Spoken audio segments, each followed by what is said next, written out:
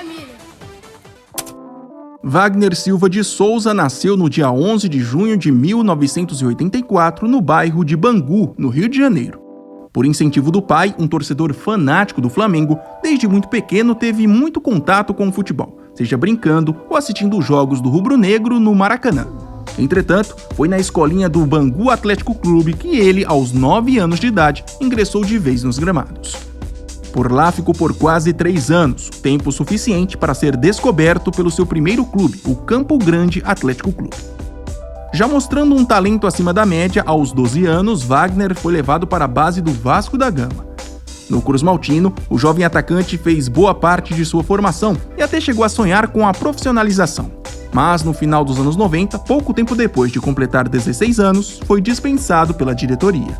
Na época, a justificativa usada foi a de que Wagner era muito baixinho para ser atacante. Após um breve retorno ao Campo Grande no início dos anos 2000, Wagner se mudou para São Paulo e no novo estado encontrou o cenário perfeito para emplacar sua carreira. Primeiro, após se destacar durante um período de testes, foi integrado à base do São Paulo.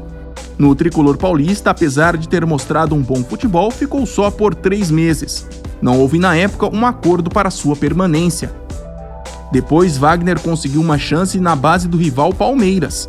No novo clube, aproveitando o período de reconstrução após o fim da parceria com a Parmalat, teve espaço para mostrar o seu potencial e viu sua vida mudar do dia para a noite.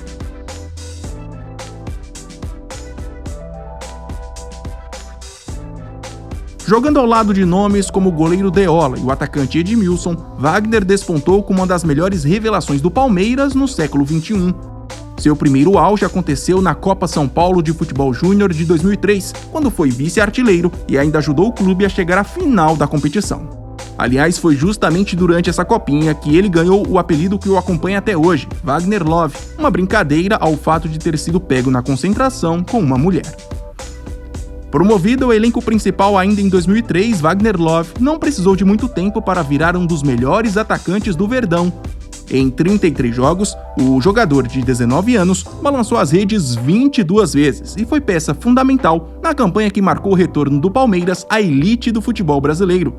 Aliás, com 19 gols, foi o artilheiro isolado daquela Série B. Vale destacar que nessa altura, o artilheiro do amor já era figurinha carimbada nas seleções de base do Brasil. Já entre janeiro e julho de 2004, sua marca foi ainda melhor.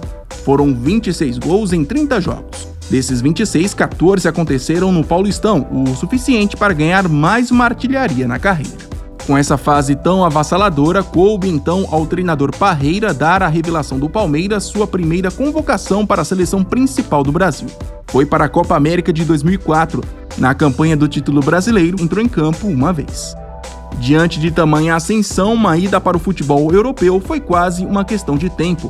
Especulado em diversos clubes, entre eles o Barcelona, acabou por 15 milhões de reais vendido ao CSKA da Rússia em julho de 2004. Encerrou então sua trajetória no Palmeiras com incríveis 49 gols em 66 jogos.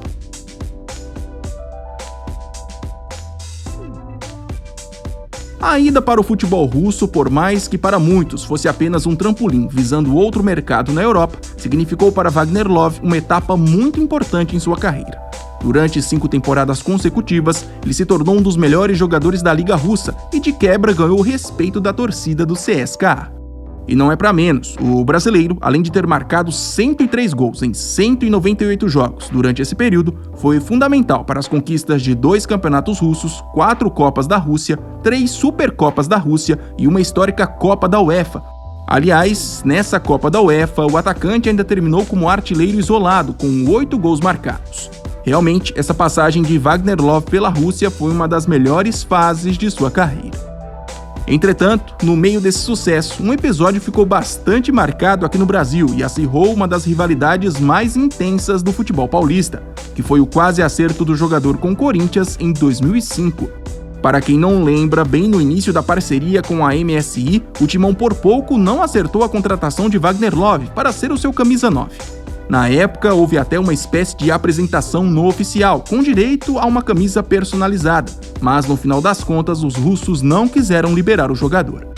Apesar do negócio não ter sido concretizado, esse episódio com o Corinthians chateou boa parte da torcida palmeirense, uma vez que Wagner Love havia deixado o Verdão há um pouco mais de um ano.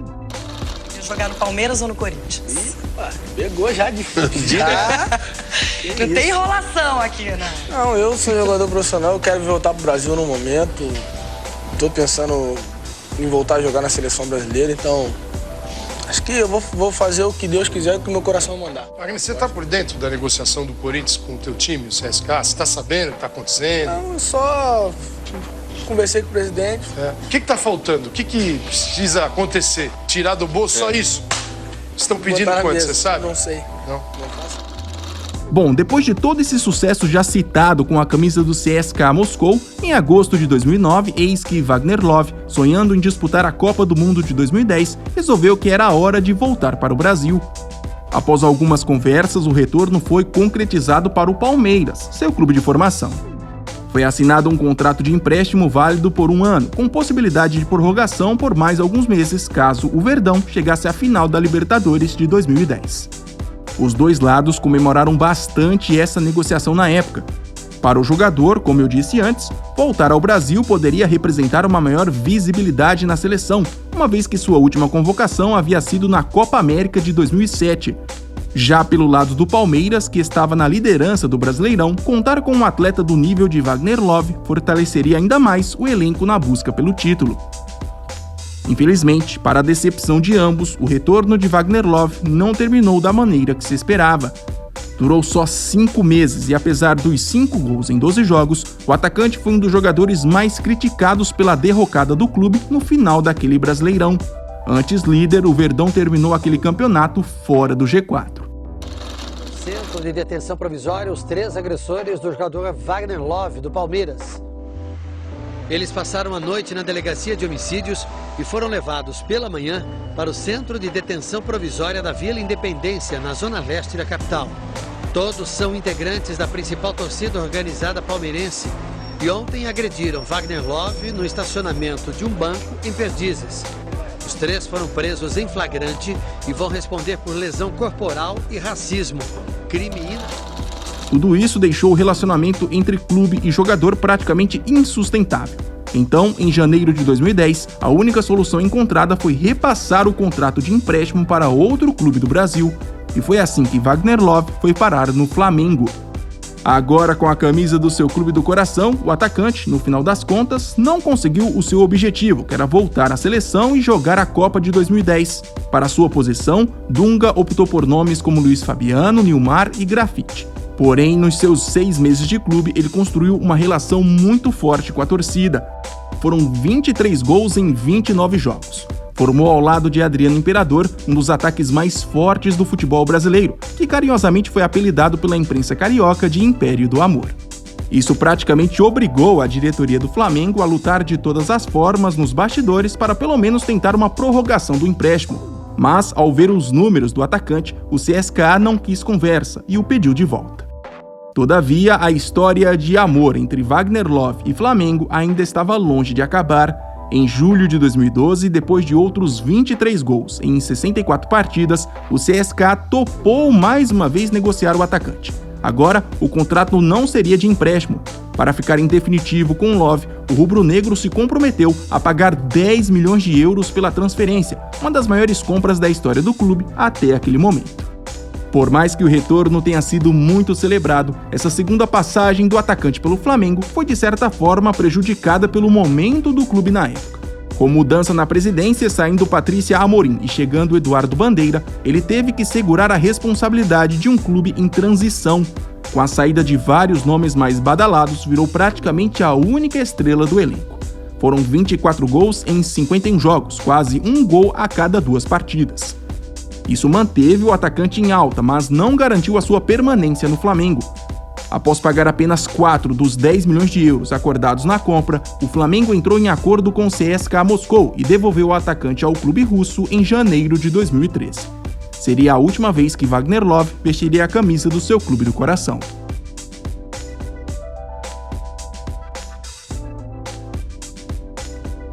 Curiosamente, essa terceira e última passagem pelo CSKA foi muito curta para o atacante. Isso porque já em julho de 2013, por 6 milhões de euros, a equipe negociou o jogador com o futebol da China. O destino foi o Shandong Luneng, um dos clubes mais poderosos do país na época. Fechou então sua trajetória na Rússia com 15 títulos, 124 gols e 59 assistências em 259 jogos. Divide com Grigori Fedotov o posto de maior artilheiro da história do CSKA Moscou. Com um dos salários mais altos da China e bastante prestigiado entre os torcedores, Wagner Love manteve no Shandong Luneng um futebol de alto nível. Durante quase um ano e meio, venceu uma taça da China e marcou 28 gols e deu 12 assistências em 43 jogos. Mas a chegada de Diego Tardelli e o excesso de estrangeiros no elenco fez o brasileiro procurar um outro clube para jogar. E foi assim que, em fevereiro de 2015, após diversas especulações, ele voltou ao Brasil para seguir sua carreira no Corinthians, mesmo clube que quase 10 anos antes tentou sua contratação. Aos 30 anos, Wagner Love começou a escrever naquele momento um novo capítulo em sua carreira. Contratado para ser o possível substituto do peruano Paulo Guerreiro, o artilheiro do Amor enfrentou com a camisa do Timão um dos maiores desafios de sua trajetória. Inicialmente bastante criticado pela torcida pelo seu desempenho dentro de campo, ele foi aos poucos buscando seu espaço e na reta final do Brasileirão de 2015 foi peça fundamental na conquista do título, tanto que chegou a terminar a competição como vice-artilheiro com 14 gols. Pela primeira vez na carreira, Wagner Love teve a oportunidade de levantar o troféu de campeão da elite brasileira. E por tabela também gravou seu nome para sempre na história do Corinthians.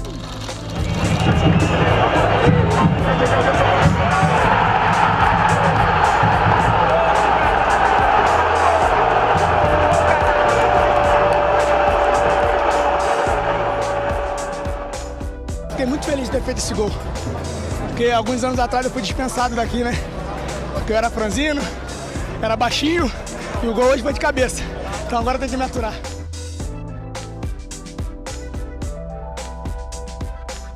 Curiosamente, a partir de 2016, a carreira de Wagner Love tomou um rumo mais aventureiro, muitas vezes até deixando de lado a questão financeira.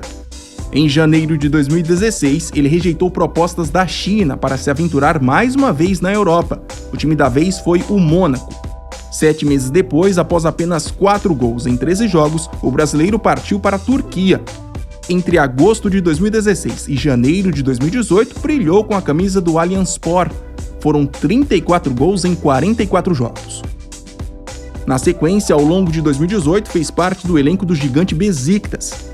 Em uma passagem marcada por meses de salários atrasados e afastamento do elenco principal, também foi eficiente, ao balançar as redes 11 vezes em 29 partidas.